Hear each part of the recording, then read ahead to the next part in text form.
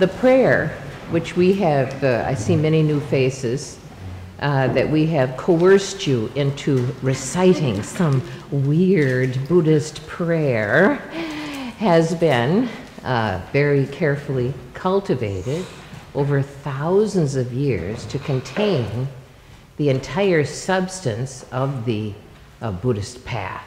So, in order to understand it, in order to understand even this very, very concise prayer that from time to time I comment on the prayer itself.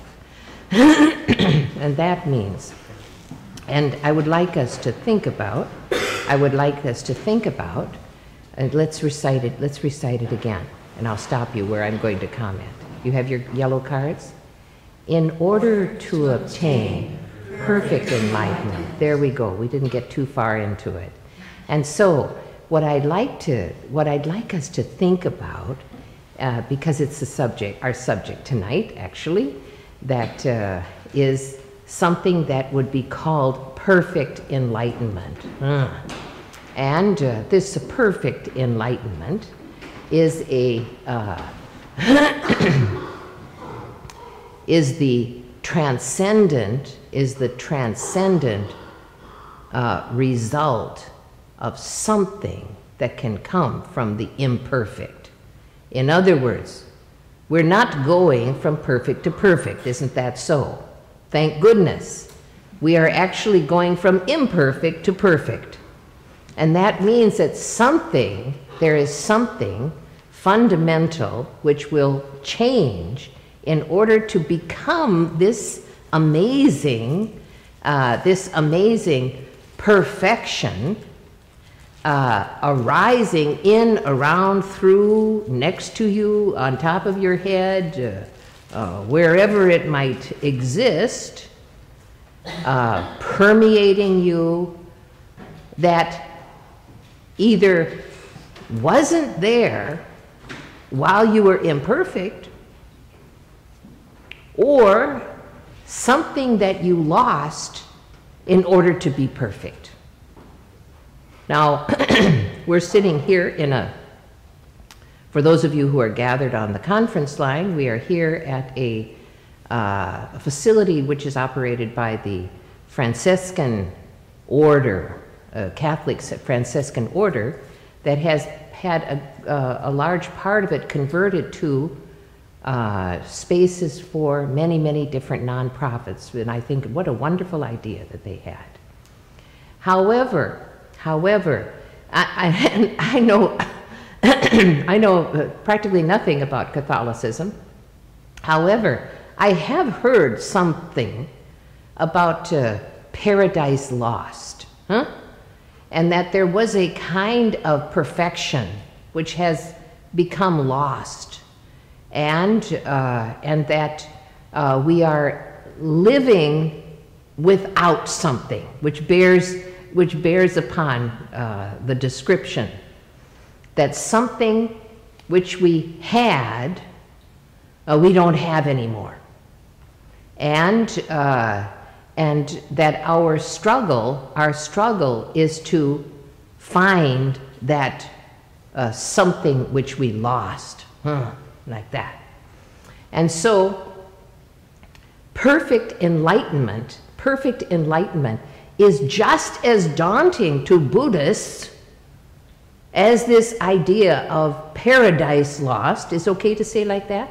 Paradise lost would be for Catholics. So we are on our various bridges and various paths, each seeking something which we have been told has been lost and now needs to be found again. So this part is very common to both traditions. In fact, many, many similarities between Catholicism and particularly Tibetan Buddhism. There are some more austere versions of Buddhism which might appear more like other world religions, but Catholicism and Tibetan Buddhism are like nearly like a peas in a pod. One thing that we don't have, is the concept of original sin. Many people coming to Buddhism after having been raised, after having been raised in Catholic tradition. One of my students commented outside the door that said this looks just like the school she went to in her grade school. And so having had that kind of important training as a child, that it is not, and seeing the similarities between Buddhism and Catholicism, for example, that it's very easy to make that comparison, that there must be something like original sin in Buddhism, and for which we are eternally grateful. There is not. And so it has to be something else. There has to be something else other than an original sin which we are born with, that we must endure until we throw it off. So instead of original sin, we have what we call, drum roll please, the innate view. This is the Buddhist version. This is the Buddhist version of original, what comes to be called original sin in Catholicism. If I'm not too far off field, I know one side much better than the other. However, just put those there. However, the innate view is considered to be a kind of hypnotic program, which literally, in my opinion, and in the teachings that I do, literally allow you to be here as a human being at all. In other words, in our Buddhist belief, since you are not here in the way you think you are, that in fact even your science, your holy scribes of science, scientists of whom we give our greatest portion of faith, have told you that it's highly likely that we are not even here at all. Has anyone ever heard of that? Yes. All right. And if you delve further into quantum physics, that it becomes even more apparent that there is something which keeps us here as believing. I don't know if quantum physics really covers it. I think we have to go higher than quantum physics, which is actually Buddhism, but I won't be proud about that either.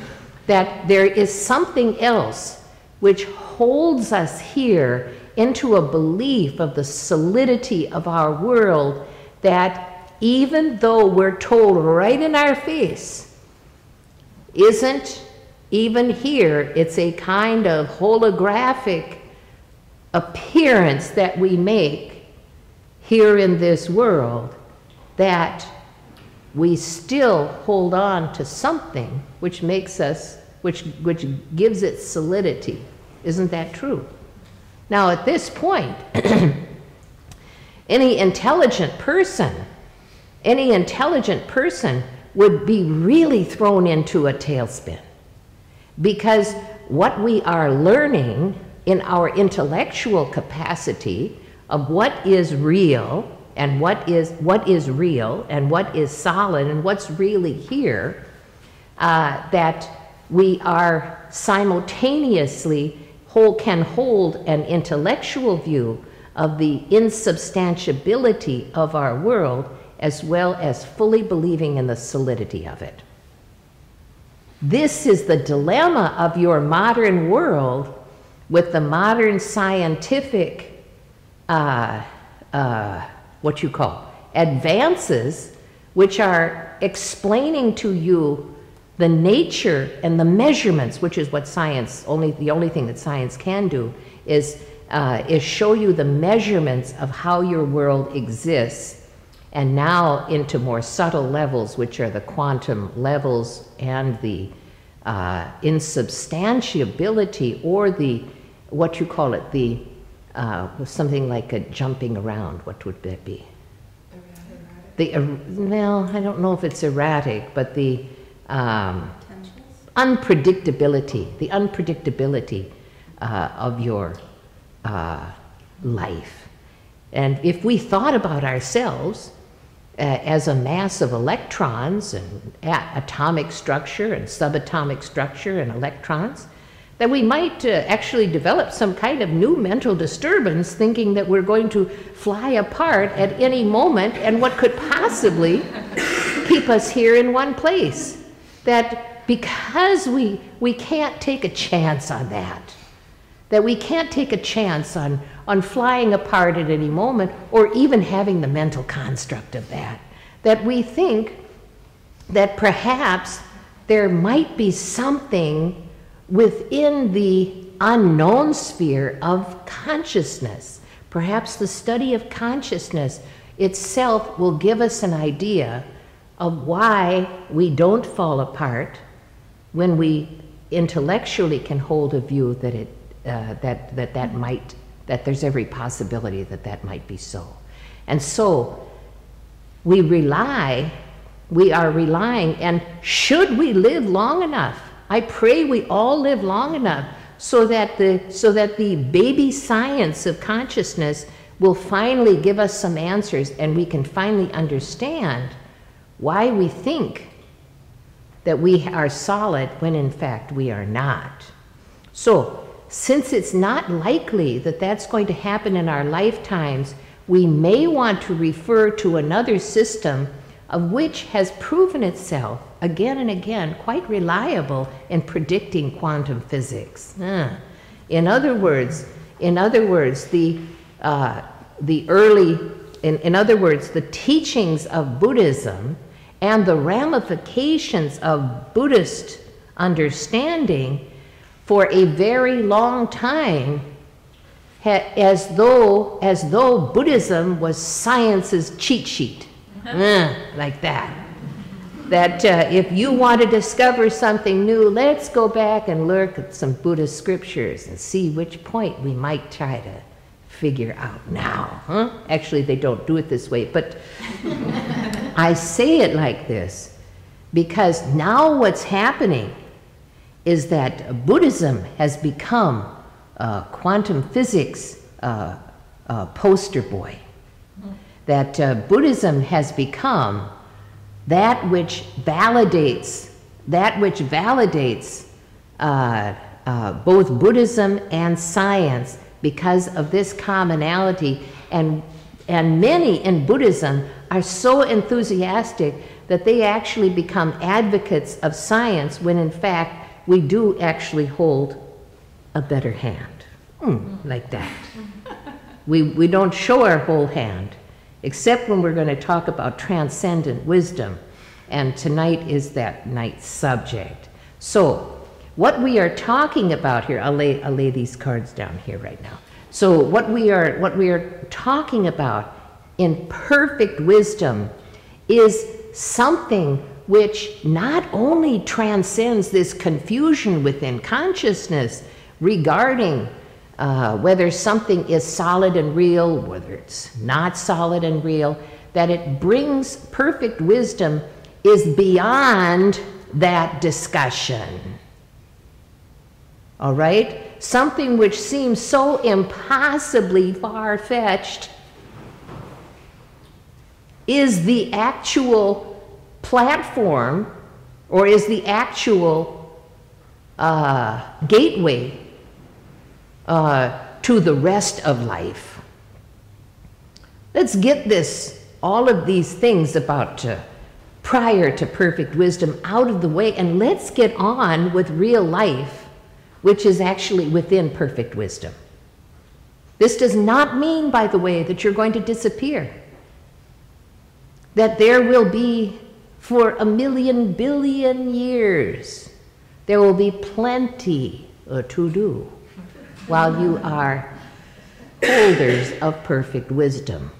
You know, many people believe that should they actually come to this place, which is this juncture, shall I actually step off into this abyss of unknowing that consciousness, in fact, does not make me behave as though things are real, but I will actually, truly know that things do not appear in the way they seem to appear. That what happens then? This becomes the stumbling block of the of street smart humans.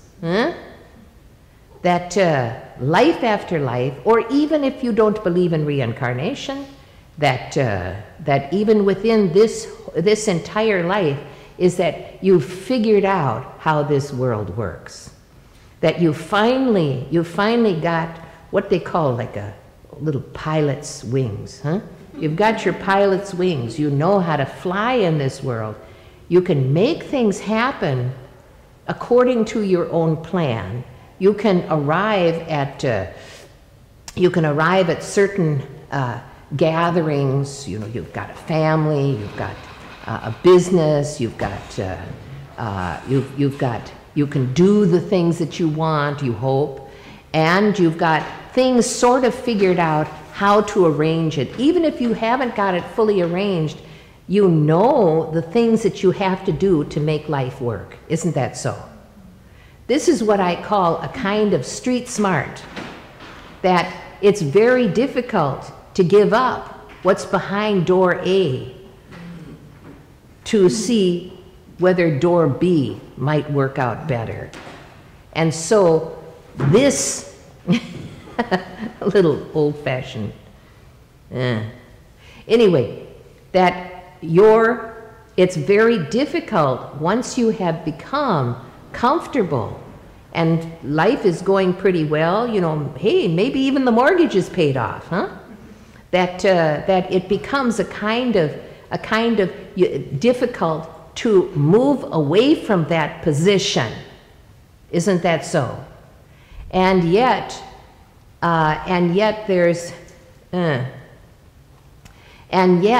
you are in a very precarious place in your satisfaction.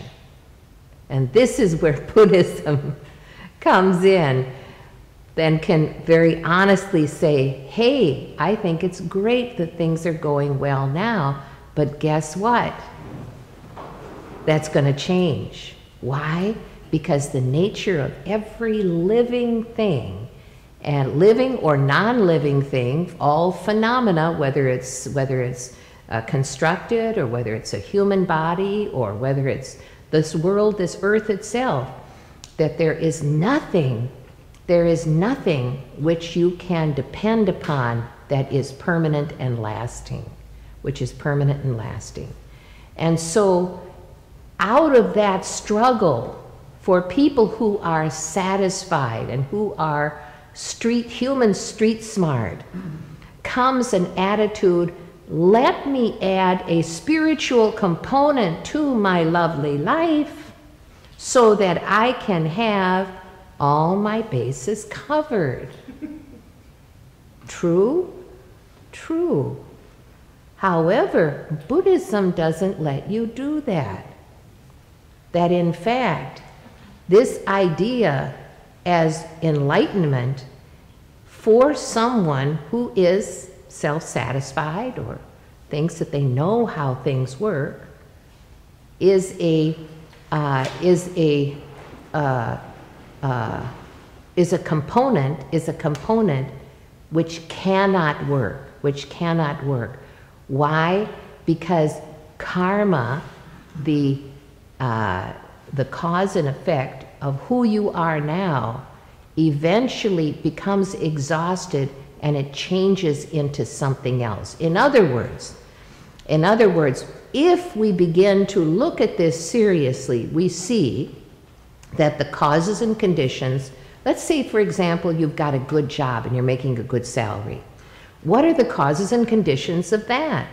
That you got a good education, that you knew the right people, that you're a hard worker. And that's the important thing. You're a hard worker and you care about the company and you want to succeed and you want to have success for that company, and suddenly that company goes out of business, or suddenly you get sick, or something changes, and all of your causes and conditions for having that good job fall apart.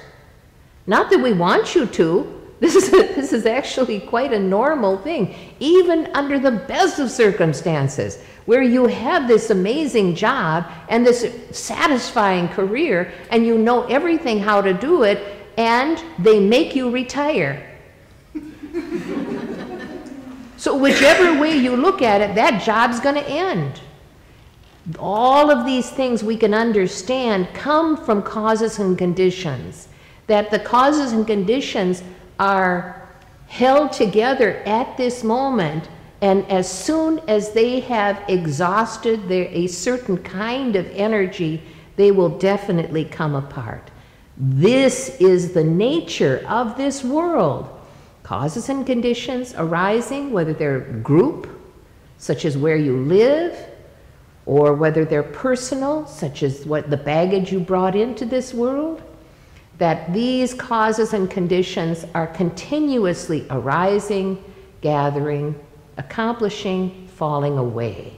This is all happening, by the way, within a sphere which is based upon reality and not our fantasies of what life is really about. So doesn't matter which area you delve into, that you are going to discover that there is something which is permeating, or something which has an effect on your consciousness, which doesn't make sense from the worldly street smart place, which is why disappointment is a kind of natural result of being a good human being. There's always going to be something which is going to come up, which is unexpected, because you don't see the underlying causes and conditions. So anyway, our subject is away from your capacity to be able to figure things out or to arrange your life perfectly. It is beyond the capacity of quantum physics to describe the underpinnings and the microcosmic world which affects you so strongly. It is away from the theories. It is away from the theories of whether things exist or whether they're a holographic image, whether we live in a holographic world. Even these things which seem to resemble a kind of materialistic spiritual feeling in us, a feeling of letting go, a feeling of vastness. When you go out and look into the if you can find a dark enough sky and look out into the millions of stars, that you get a feeling of vastness and a feeling of smallness within this vastness, and the study of astrophysics and going out into the billions and billions of universes which exist. This is all nothing. This is all nothing. These feelings are nothing by comparison to the actual transformation of your consciousness into the awakened state. And the price of the awakened state is giving up the unawakened state. And so we set down our burden of our tasks. We set down our human street smarts. We set down our attitudes that we know what's going on. We set down our scientific certainty that things exist only in measurements. That if we can't, many people believe, if we can't measure it, it doesn't exist. So this person would be a very good candidate 100 years ago for being a goat herder, because that's how much science knew at that time. And they could sit in their scientific certainty of what is real and tend their goats, or they could have been an enlightened being already. And the same thing is happening here. You could be a quantum physicist with one of the highest education and knowledge and theoretical knowledge in this world and still be the goat herder by comparison to having perfect enlightenment. And so that's my commentary on that, on those two words. Thank you. All right. So now we move to our discussion tonight, which is based upon this very cranky and iconoclastic fellow who lived about 150 years ago, called Patru Rinpoche, and this is called Words of My Perfect Teacher. And I was given, I'm going to say, like 5, 6, 7, 8 years ago, I was given a special transmission and demand by Namka Rinpoche, who recognized me as the eighth reincarnation of the eighth Domo Geshe, and not as the price I had to pay, but I had to promise to teach Words of My Perfect Teacher, which is from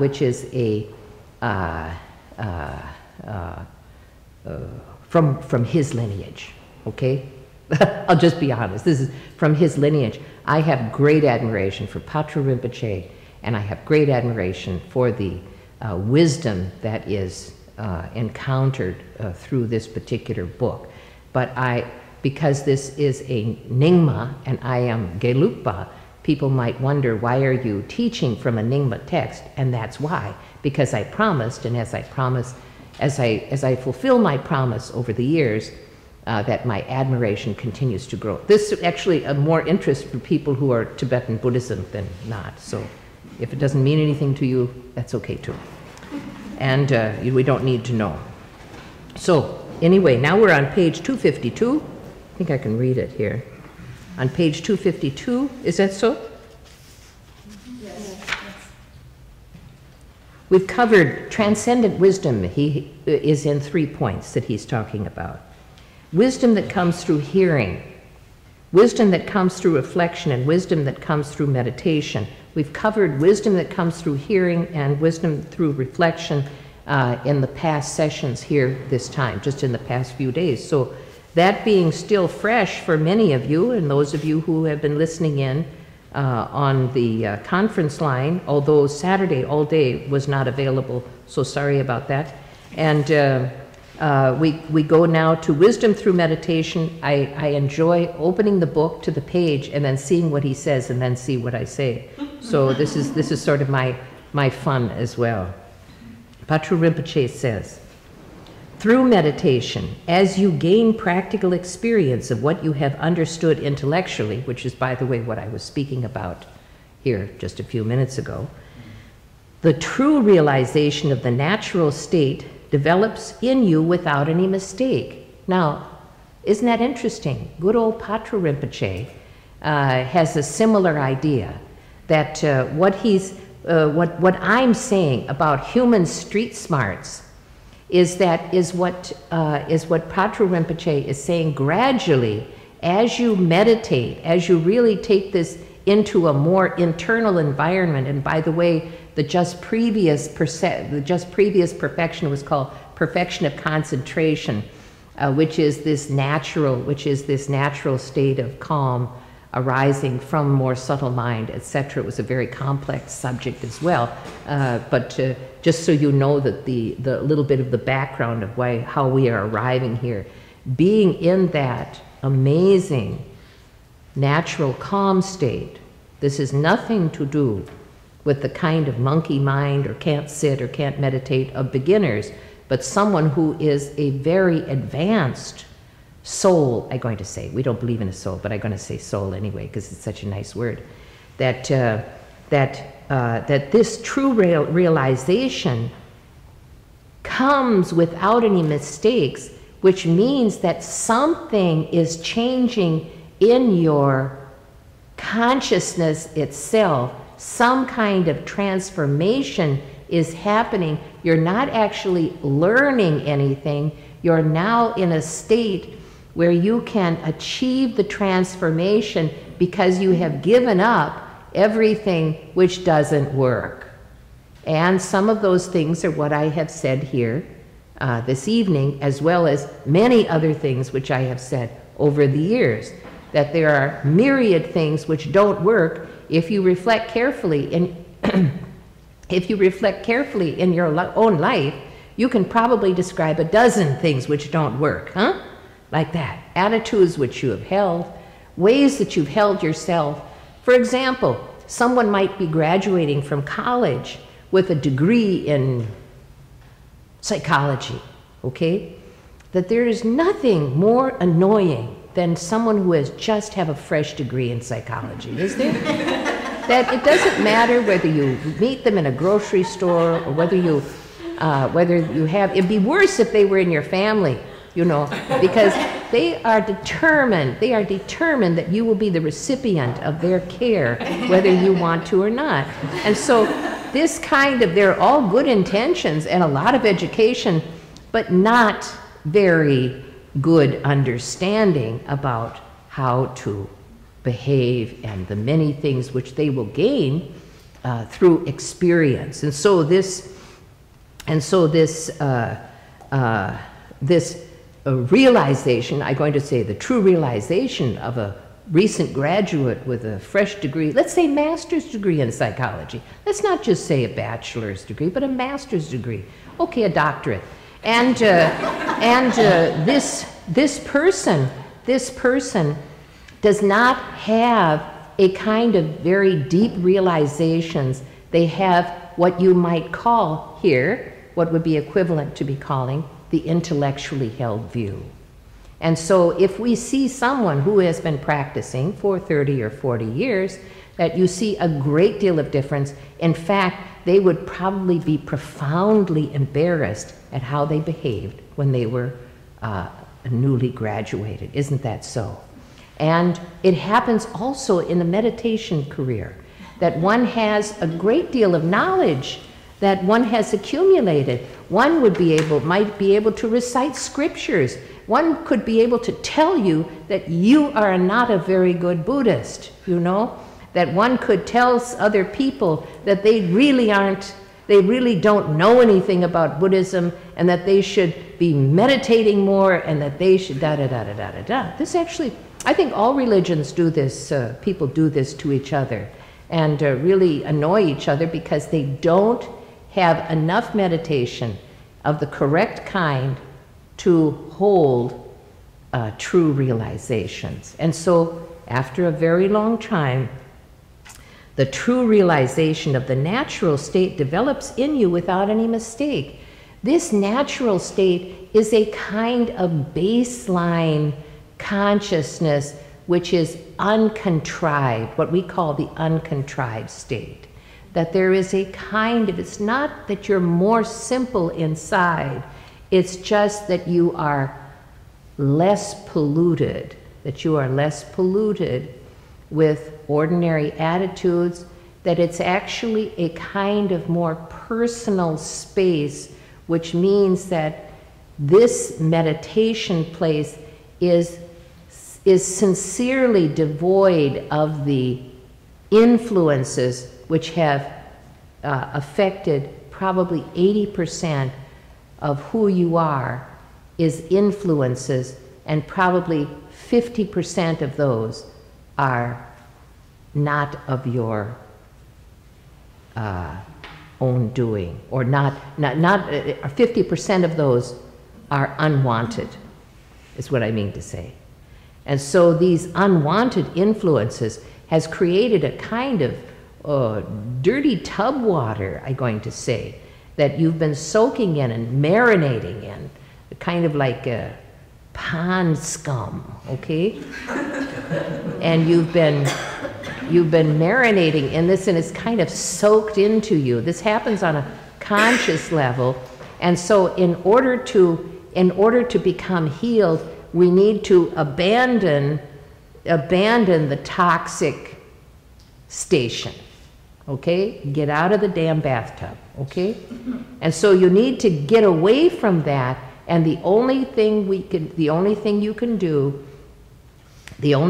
you can do, rather So what the point, the way that you've been trying to do it up to this point is that you've been trying to filter the pond water in the tub and trying to clean it up so that you're sitting in nice pristine water. I mean, this is a great idea. You've tried to clean up everything that you could in the bathtub, and all the infective agents and any unwanted influences you've tried to get away from your life, and you've tried to bring in influences that you want to have, and you've tried to change the way you look at things, and you've tried to, even knowing the circumstances were not good, that you tried to look at them in a new way, and you've done all kinds of marvelous things. But at a certain point, you've got to get out of the tub, and you have to enter into another kind of environment where you are still you, but you are a deeper version of you. Now, if this doesn't make complete sense, that I would like to remind you that when you were, for example, teenagers or pre-teenagers, that everything, particularly teenagers, that there is a great deal of superficial attention to the body. That teenagers tend to see themselves as physical beings, and that they have very strong attitudes. They may have feelings about personal space, or people invading their personal space and need to fight people in order to maintain personal space. Or they may decorate themselves and feel that they are not good enough unless they have this certain appearance, or are wearing the certain kind of jeans with a certain kind of name patch on the bottom, and wearing the certain kind of shoes. And at a certain point, even though you may have held that or part of those attitudes, at a certain point, and it often happens in college when you start getting more education, that suddenly you have a cathartic change and you say, hey, I'm not that kind of person. That this physicality that people think, that I am not my body. I'm more than that. I am a mind. That it is my mind is who I am, not my body. And this can be so dramatic that people can literally stop bathing and combing their hair. That beautiful young women stop wearing makeup, and they shave their heads or do something dramatic to show people that they want to be known for their mind and not their body. Okay? This is actually very common in your world. And it's a very acceptable change, unless, of course, they get really annoying, and then you have to take steps against them. But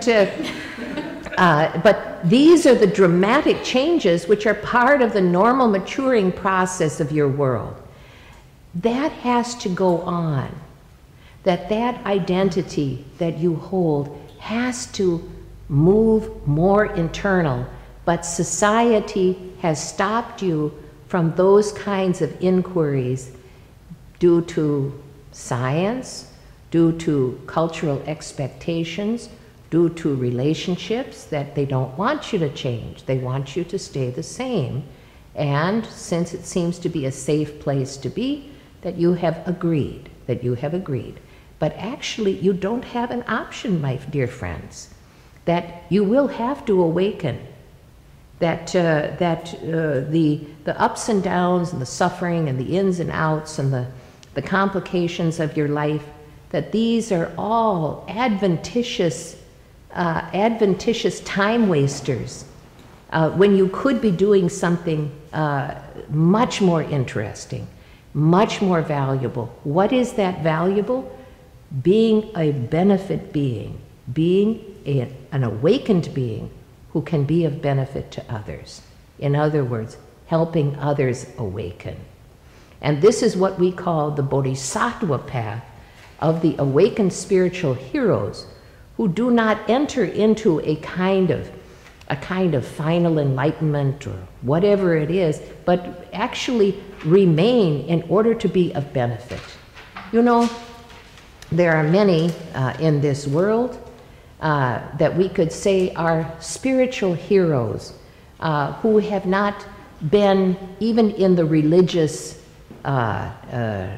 sphere, that we see bodhisattva activity in politics. It's so rare that we, maybe on one hand, but that it is possible that people who change the world, heroes, what the things that you would like to have accomplished by this time in your life, the reason why you can't accomplish it is maybe they are awakened bodhisattva heroes while you are just a wannabes.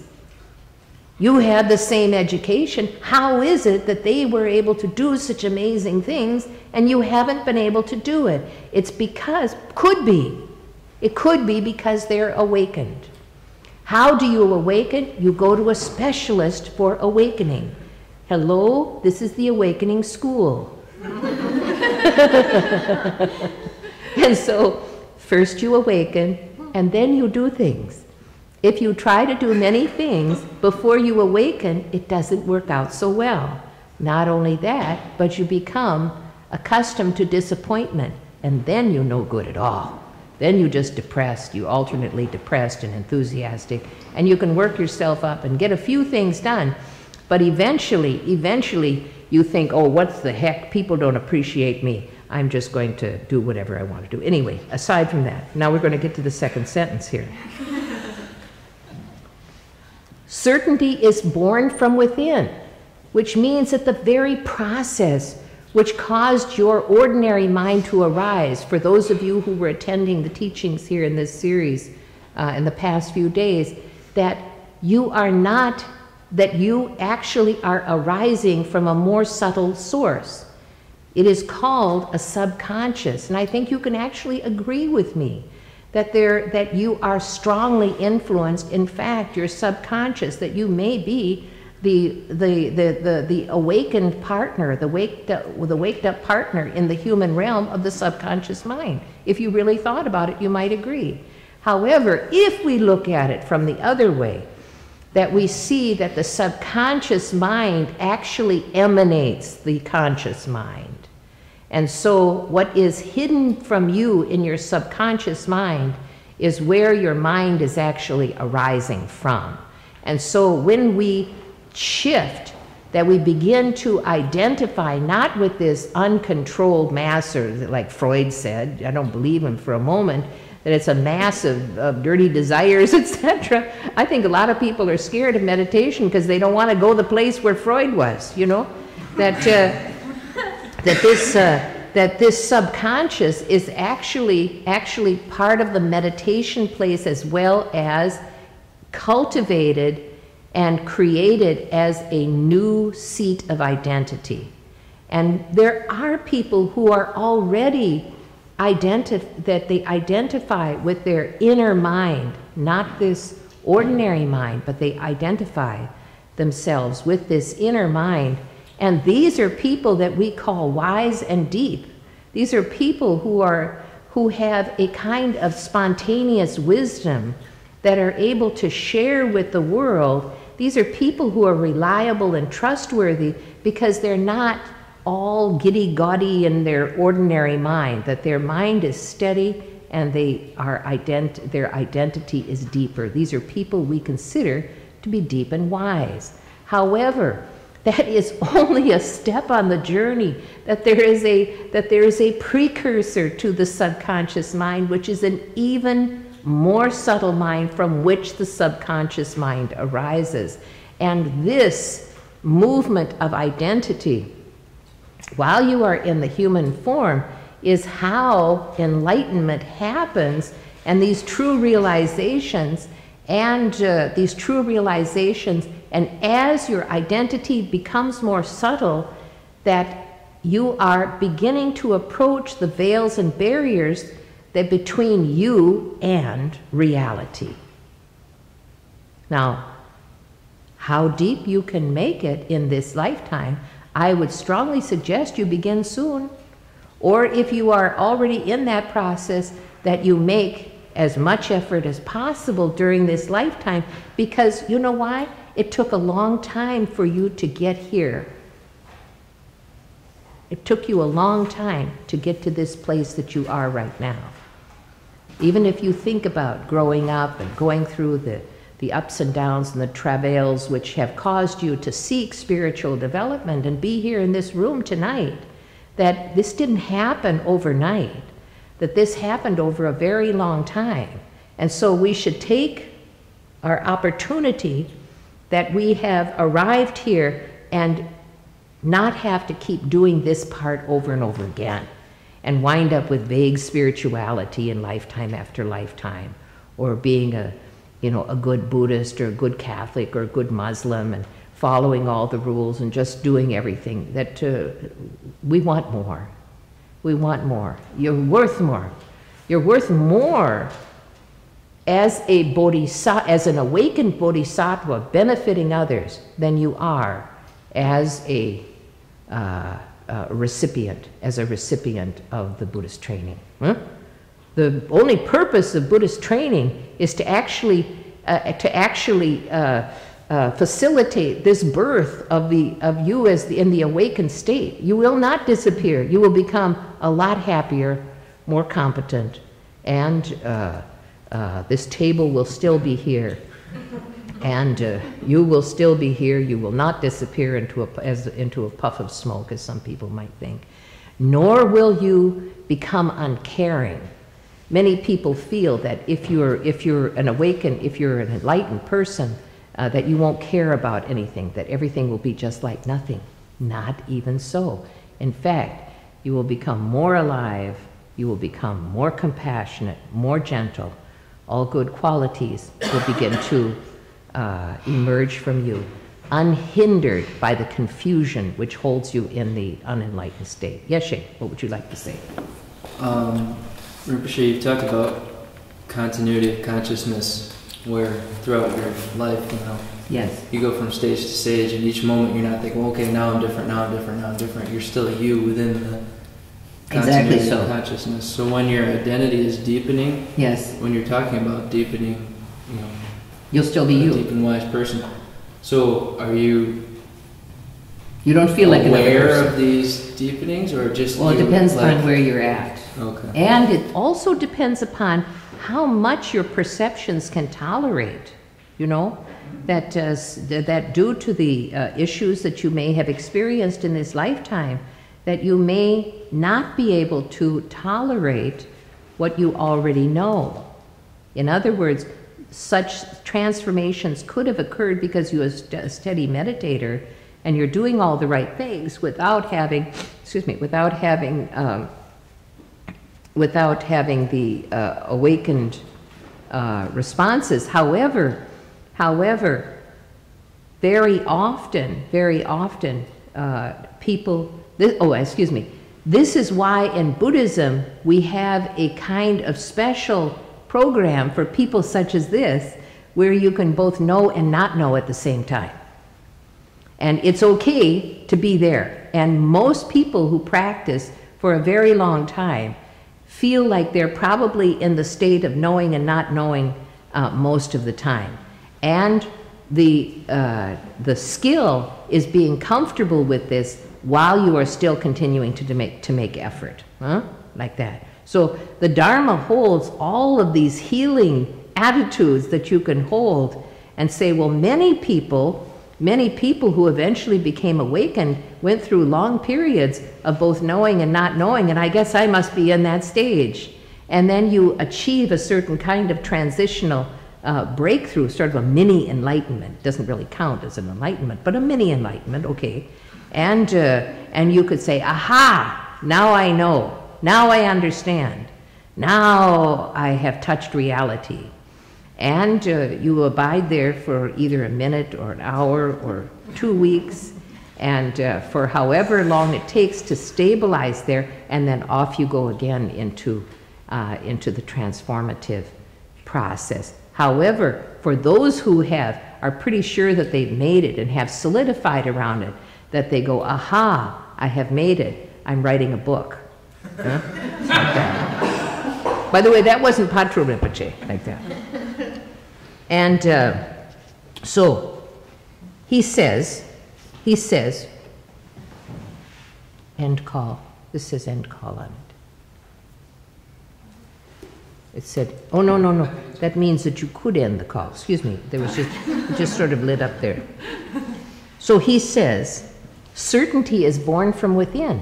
What does this mean? It means that from the subtler levels of your mind is arising a certain kind of feeling tone which is coming from reality, coming from true reality.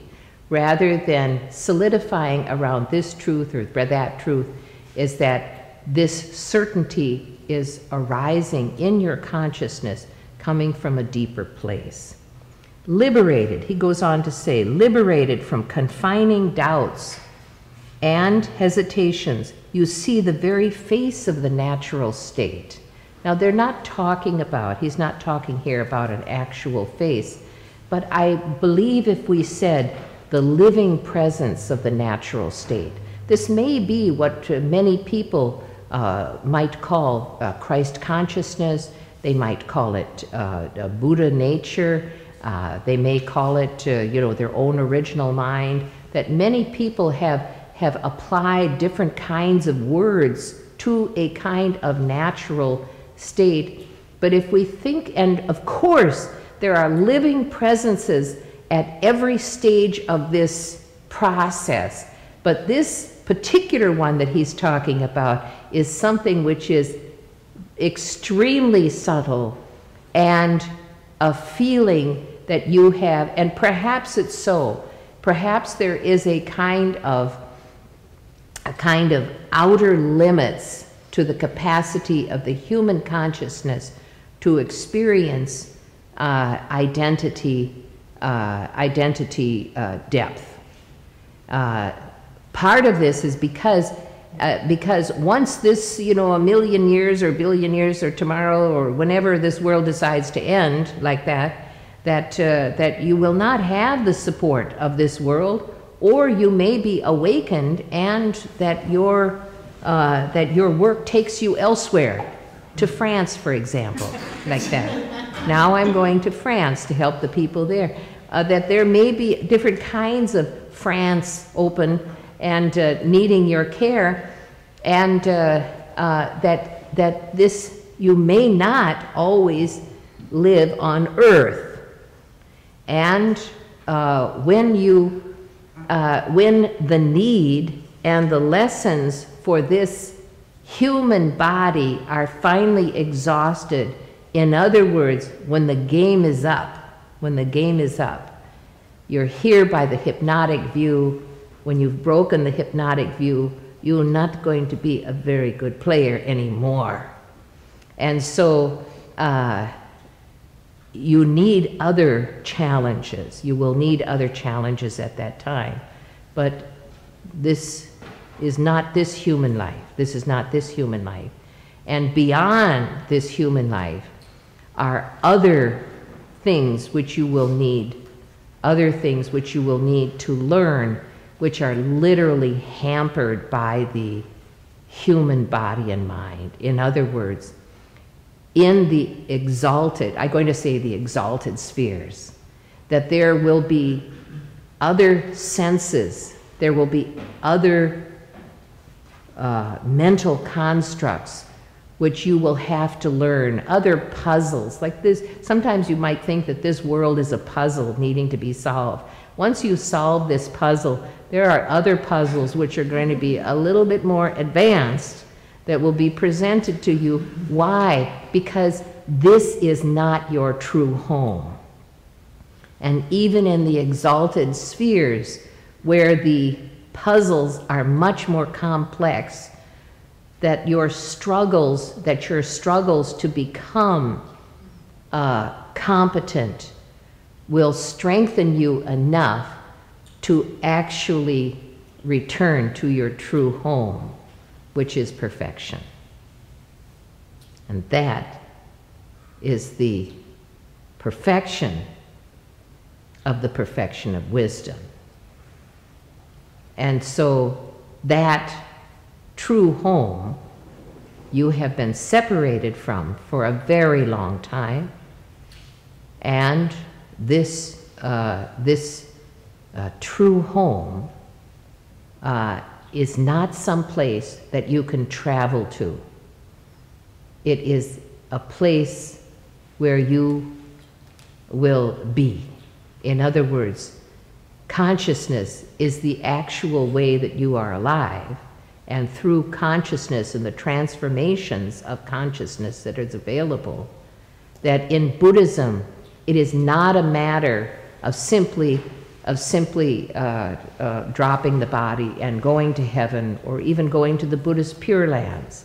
That there are myriad types of activities which can be learned, and part of those activities in the bodhisattva path is that you will learn by helping others.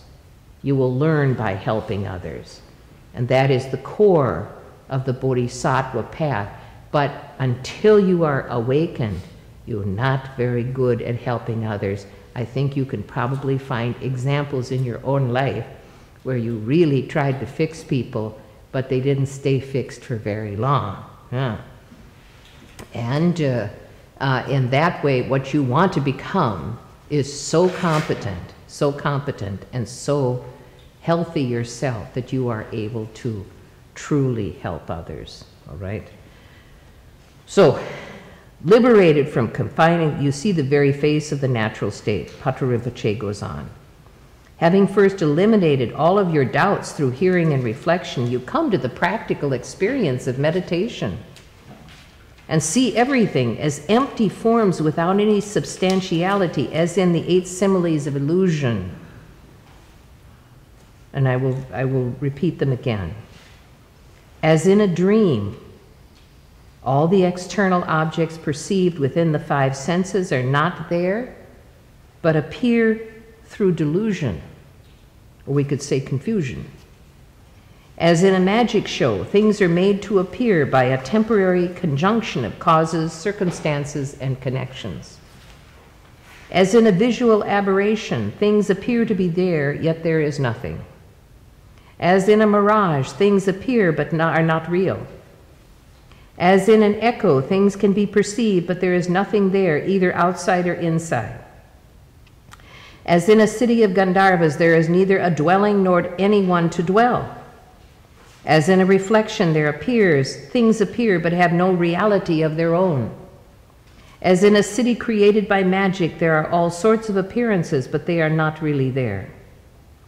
Seeing all these objects of your perceptions in this way, you come to understand that these appearances are false by their very nature.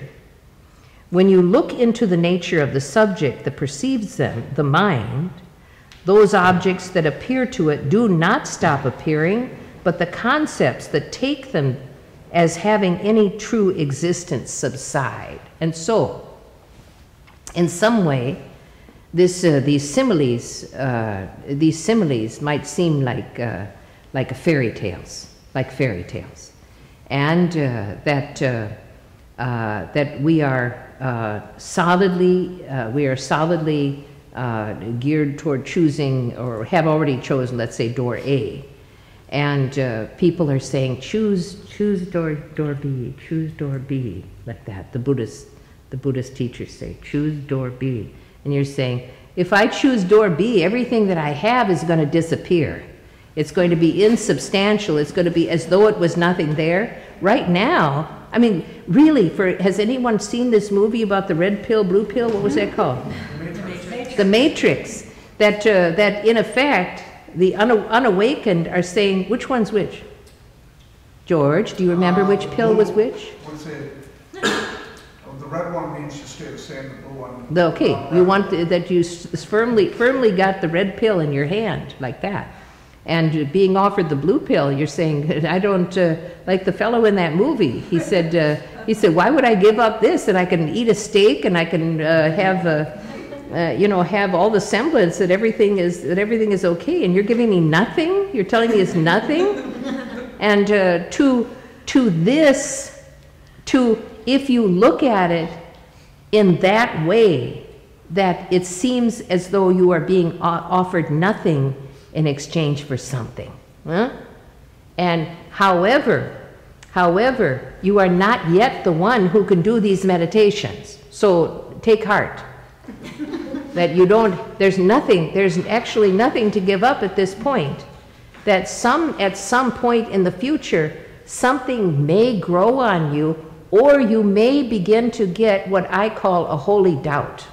In other words, just a little tear, just a little unraveling, just a dream. It may come in a dream, it may come in that you see something, or you hear something, or that a color appears, or that you rush to the doctor and the doctor say, "There's nothing wrong with you, madam or sir," and things which cannot be explained that keep happening, feelings that don't make sense in the ordinary world, that you get a sense that something is going to happen, you get a sense that there is a kind of insubstantial world which is actually interpenetrating our world.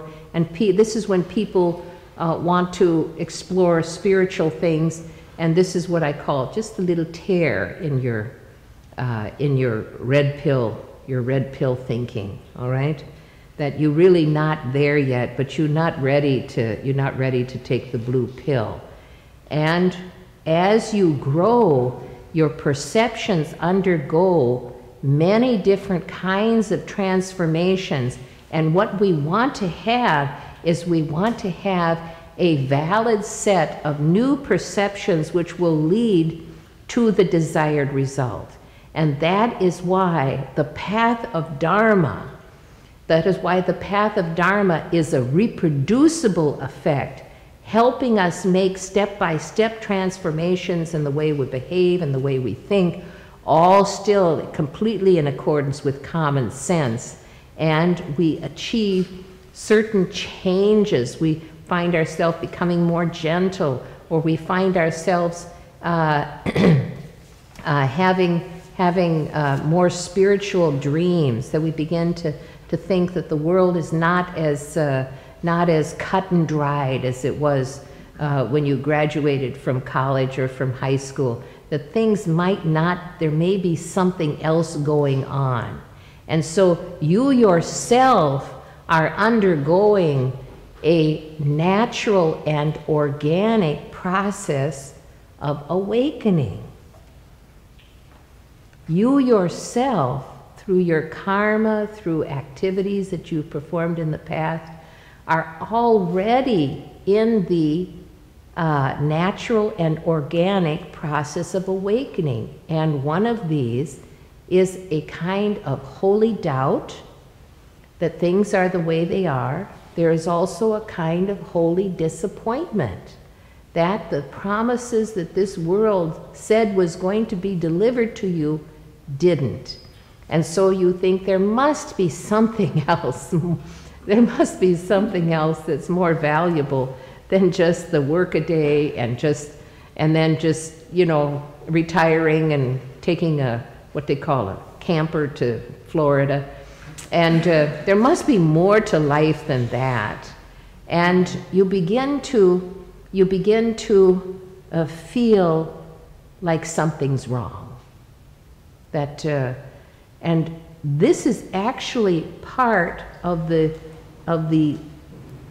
innate view, that hypnotic view is beginning to wear thin. This is also a sign that you have dawdled too long in this learning station, that you could actually be doing more. And so one could live their whole life in this kind of disappointment and I don't believe in anything, I don't believe in God, I don't believe in religion, I think people should be spiritual, people should just be a good person. All of the things which I hear, regularly, that you could undergo this kind of disappointment type of spirituality for your whole life. It's not going to get you anywhere. You're just going to come back and you're going to do it again. You're going to have a kind of vague ideas like, oh, people should be good, or maybe I'll become an animal activist, or do something good in this world, etc. And you've done that. You've been there. You've done all of those things. And it hasn't satisfied, because now you really doubt. Now you're really doubting. And so this natural and organic process has another result, has another portion of it, which is the mentor arriving in your life. And when the mentor arrives in your life, then you're really in trouble. No, that's not true. I didn't mean to say it that way. When the mentor arrives, that it's time for you to get another opinion of your process, that you actually need help from someone who has been through some of these issues themselves, has overcome these issues, and is not infected by the worldly view. And so, since time immemorial, that mentors have arrived and help students through various kinds of transitions, and as well as validating, saying, yes, this is a natural part, you have the karma to awaken, this is a natural occurring, no, you're not crazy. Even just coming to say, no, you're not crazy, is a huge step in your relationship with your life. And you think, oh, well, maybe something is happening where I'm changing. Maybe I'm changing, and maybe I'm changing so much that I can't go back to thinking the way other people think. I'm not like that anymore.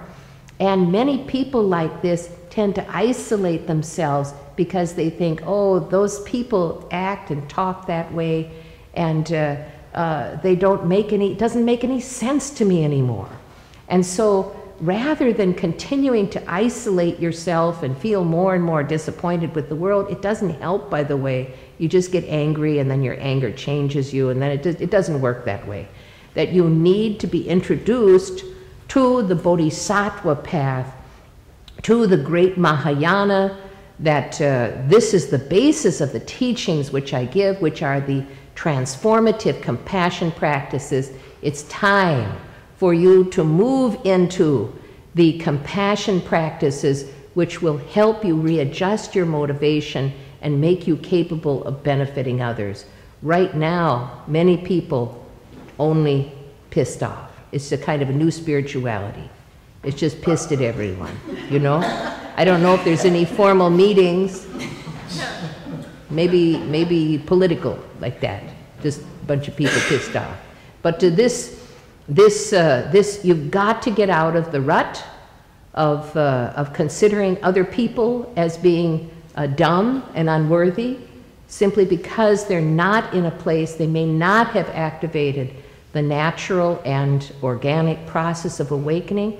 Perhaps you are in that process. And if you are, you have the obligation to receive the training to become more capable of benefiting others. Even before your awakening, that you've got to have a way, and the way we do it is through meditation.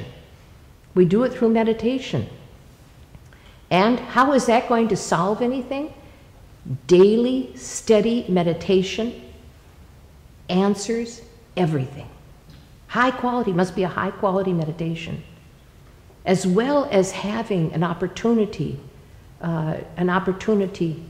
to experience the great Mahayana and the activities of the community of people who are practicing, and like that. Okay, back to what he says here. And so, don't worry about seeing this. How am I going to see things as a city of Gandharvas? I don't even know what a Gandharva is. I know what a city is, and I know all these words, but don't worry about this. What he's describing, because right now many of you are maybe a little bit new to Buddhism, and I'm talking about one of the highest subjects, which is the perfection of transcendent wisdom, that it's a little bit unusual for you to have this opportunity to be here with this discussion. I'm happy to have you here. You have the karma to be here, but please be aware that you might not be the one who can do these meditations, but you are connected to the one who can do these meditations. And who's that? Your next door neighbor? Your mom? Huh? Who? Right in front of us. Huh? Right in front of us. Right in front of us. Sarah? No. Who's the one?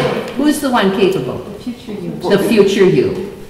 You in the future. You're connected to your future you. You may not be able to be the one to do these meditations, but in the future you will become capable of doing them.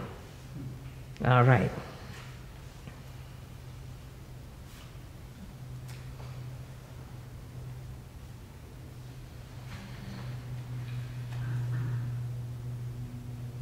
And Patu Rinpoche says, to leave the mind in the realization of the nature of reality, empty, yet clear like the sky, is transcendent wisdom.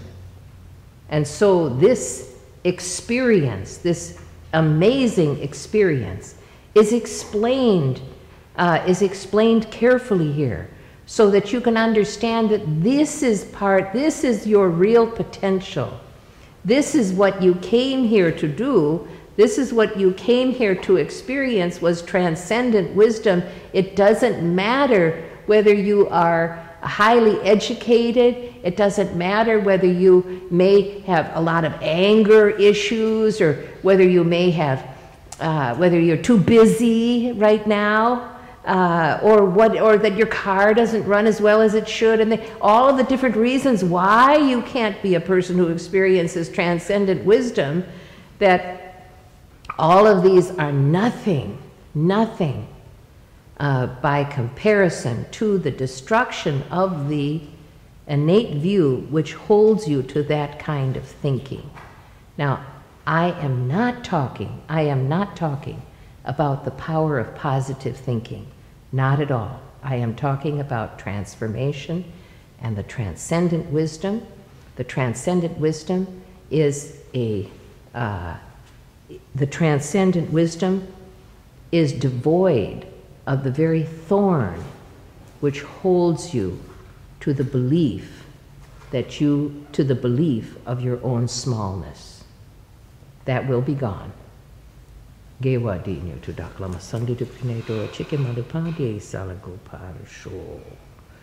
answer 1-2 questions, or entertain your what you would like to say. I don't expect a lot of questions regarding the ins and outs of transcendent wisdom, so you may speak on anything. Chini, you opened your mouth.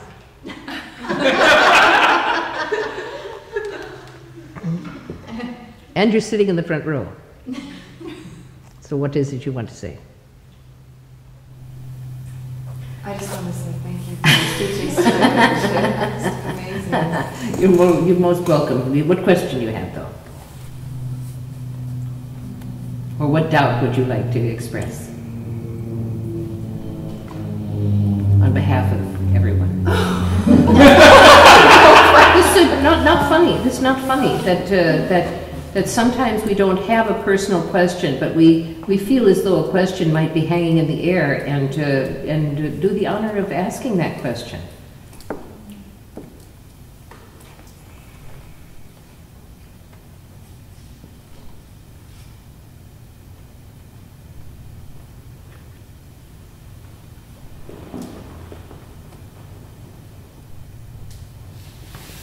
Question is forming.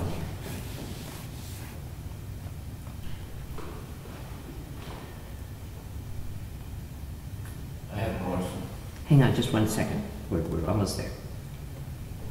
Well, I was wondering if you could talk a little bit about, I think a source of confusion for many Westerners is the idea of having a mentor or having a teacher. Yes. And I think that's something that we get very little training in. And Not true, but okay. I mean, in the West. You're a mentor, my dear. You're a teacher. You know, maybe a mentor has an additional level of care rather than a teacher. Maybe we think that a teacher gives us information, but a mentor really cares about us. Now, I know you, the kind of teacher that is a mentor. to others in your area of expertise. And I believe that people consider those of you who have children, that you're not a teacher of your children, but you are actually a mentor of your children because you care, and you will be with them through the travails. You can't tell them what to do, but you can care enough so that they are influenced by your care, as well as being supported by your care. Perhaps that's maybe what a mentor means, that there's a kind of support system that you feel from a mentor and that is offered by a mentor, which is different than giving information. So even in the Dharma, there are many Dharma teachers. There are many disseminators of the Dharma teaching, for which we are grateful. But what we really need at the time that we need it is a mentor, or someone who really cares. Not only someone who cares, but someone who's actually capable of offering that kind of support. And this is something which happens through a kind of transcendent process, which supersedes the educational capacity of a particular individual, and it also extends as though the mentor is the tip of an iceberg of an actual mentorship, which is the actual path of Dharma. And so you don't belong to the Dharma, you don't belong to the Guru or the Lama, that the Lama can't tell you what to do, but the Lama can be there to help you in your struggles.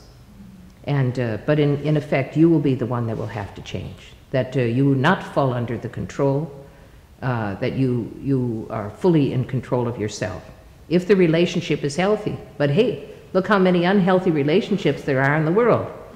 That there are a lot of fake relationships in love, and as well as in mentorship. Sometimes you trust someone to be a mentor, and they let you down. So anyway, many different ways you can look at it. However, the need for a mentor can be of a different variety.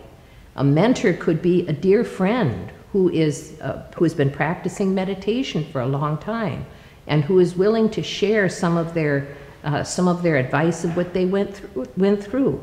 So many different kinds of mentor, but ultimately you will need a mentor who has actually gone through the gate of enlightenment and is willing to help you through.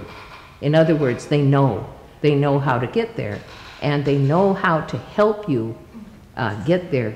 They can't make you do it, only you can do it. Yes, thank you. Yes, what question? You answered my question, all that explanation, but the end result is the service you're talking about. The end result is perfection. The end result is entering into perfection. But for the purpose of service? No. No. That you will discover. The purpose of service is a post-enlightenment purification process.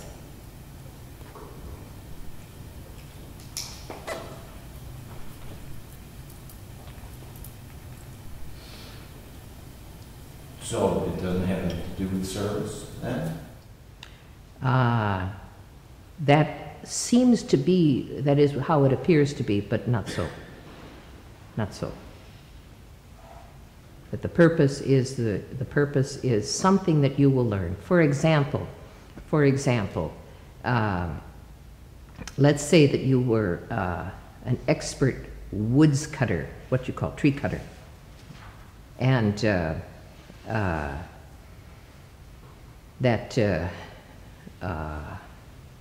you took on an apprentice tree cutter. Probably not much of that happening nowadays like that. I watched them bite the trees down like that.